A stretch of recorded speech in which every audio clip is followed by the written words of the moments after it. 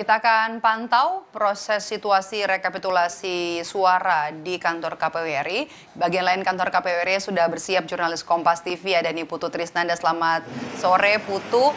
Jadi sekarang provinsi yang sedang dihitung provinsi mana dan total sudah berapa provinsi yang sudah selesai dihitung untuk rekapitulasi suara nasional, Putu?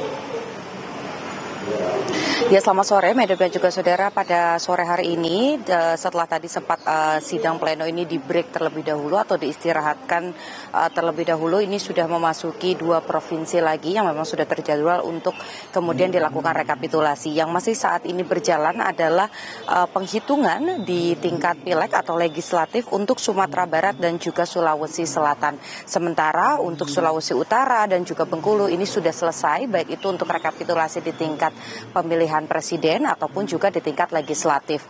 Ada yang menarik, Medan dan juga saudara, kalau dari kemarin ini sudah berjalan hampir masuk di hari ke-16 begitu ya, proses sidang pleno rekapitulasi suara di tingkat nasional. Prabowo Gibran ini unggul hampir di seluruh provinsi begitu dengan angka yang juga cukup signifikan, meninggalkan pasangan nomor urut 1 Anies Baswedan dan juga Muhaimin Iskandar, kemudian juga Ganjar Pranowo dan juga Mahfud MD. Tetapi pada hari ini ada hal yang berbeda. Bagaimana kemudian tadi pada saat Sumatera Barat ini melakukan rekapitulasi suara untuk tingkat Pilpres, angka yang kemudian diraih oleh pasangan Anies Baswedan dan juga Muhaimin Iskandar ini melampaui Prabowo Subianto dan juga Gibran Rakabuming Raka. Dan kalau kita lihat memang sampai dengan saat ini Sumatera Barat ini dari hasilnya Anies Muhaimin ini mendapatkan 1.744.042 suara, sementara Prabowo Subianto dan juga Gibran Rakabuming Raka ini mendapatkan 1.217.314 suara, dan Ganjar ada di urutan buncit, yakni dengan perolehan suara 124.044 suara. Tetapi kalau kita lihat memang dinamika ini terus terjadi, bukan hanya di Sumatera Barat saja ada yang kemudian berbeda begitu ya perolehannya dibandingkan dengan provinsi-provinsi lain.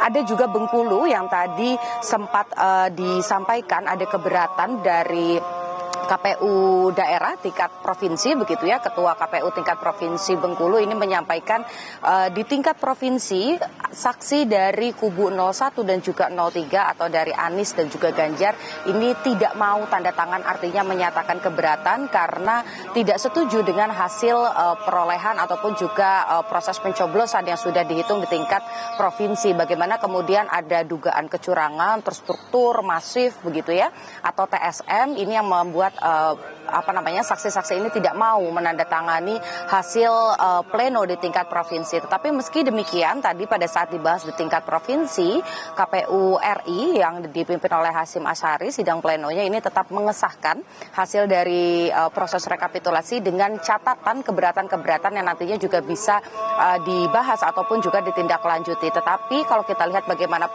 perolehan hasilnya, Prabowo Gibran ini masih unggul. Dan untuk menjawab pertanyaan Anda, Medo dan juga saudara, terkait dengan berapa total provinsi yang sudah dilakukan rekapitulasi, sampai dengan hari ini jumlahnya adalah 25 provinsi dan masih ada beberapa provinsi lagi sekitar belasan begitu ya, kurang dari 50% yang kemudian akan dihitung, termasuk juga di tingkat pemilih luar negeri atau PPLN yang Kuala Lumpur, karena kemarin sempat melakukan PSU, ini sudah dinyatakan selesai dan proses penghitungan di Kuala Lumpur juga sudah selesai, tinggal menunggu bagaimana kemudian angka tersebut ini dibawa ke Jakarta. Yang kemudian juga menarik, Medop dan juga saudara, ini berkaitan dengan hasil rekapitulasi di Pulau Jawa. Karena kalau kita bicara soal pemilu, ini pasti tidak lepas dari Pulau Jawa karena memang populasinya juga cukup banyak. Dan kalau saya bisa membacakan grafis seperti yang Anda juga saksikan ada di sebelah kiri saya, perolehan suara di Provinsi Jawa sendiri ini juga didominasi keunggulannya oleh pasangan Prabowo Gibran dan juga disusul baik itu oleh Ganjar Pranowo ataupun juga Anies Baswedan. Misalnya saja untuk di Banten, Anies Muhaimin ini mendapatkan 2.450 1.383 suara, sementara Prabowo Gibran ini unggul dengan 4.035.052 suara, dan Ganjar Mahfud ini ada di urutan buncit begitu ya dengan 720.275 suara. Untuk DKI Jakarta sendiri yang seharusnya ini menjadi kandang dari Anies Baswedan, ini juga justru memberikan hasil yang berbeda begitu. Prabowo Gibran tetap unggul meskipun hasilnya tipis dengan Anies Baswedan dan juga Muhaimin Iskandar, di mana Prabowo mendapatkan 2.692.011 suara dan Anies Muhaimin mendapatkan 2.653.762 suara, dan Ganjar Pranowo harus berpuas diri dengan hanya mendapatkan 1.115.138 suara. Kemudian di Jawa Tengah dan juga Yogyakarta ini merupakan basis dari PDI Perjuangan, tetapi lagi-lagi Ganjar Pranowo nampaknya harus bersabar begitu ya menerima bagaimana hasilnya. Ternyata justru pasangan Prabowo Gibran yang mendapatkan angka yang juga cukup signifikan. Misalnya saja di Jawa Tengah Prabowo Gibran mendapatkan 12 juta suara, sementara Ganjar Pranowo hanya mendapatkan 7 juta suara dan Anies Muhaimin mendapatkan juga 2 juta suara di urutan ketiga. Untuk di Yogyakarta hasil serupa ini juga terjadi. Prabowo Gibran mendapatkan 1 juta suara, Ganjar Mahfud mendapatkan 700.000 suara, sementara Anies mendapatkan 400.000 suara. Jadi kalau kita lihat meskipun ini merupakan kandang banteng, nampaknya kebobolan juga karena Prabowo Gibran ini unggul di 2 titik tadi, yakni Yogyakarta dan juga Jawa Tengah. Dan terakhir untuk Jawa Timur, Medop dan juga saudara, hasilnya masih juga serupa, bahkan Prabowo Gibran ini unggul meninggalkan jauh sekali begitu ya. Prabowo Gibran mendapatkan 16 juta suara, sementara Anies Muhaimin mendapatkan 4 juta suara dan Ganjar Pranowo juga mendapatkan 4 juta suara, selisih sedikit. Ganjar di posisi ketiga dan Anies Muhaimin ini di posisi kedua. Jadi kalau kita lihat memang ada beberapa syarat terkait dengan kemenangan pemilu begitu ya, baik di tingkat Pilpres khususnya.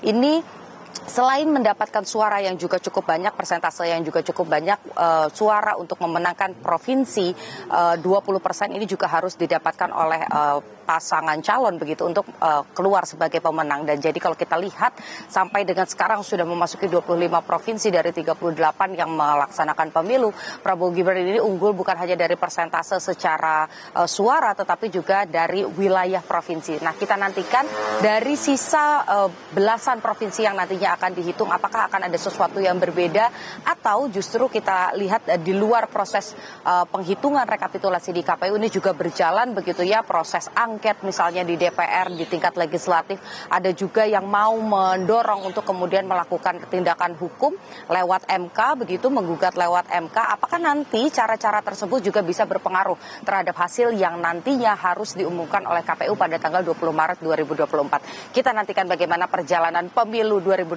ini yang kalau bisa dibilang paling seru dibandingkan dengan pemilu-pemilu sebelumnya. Medok.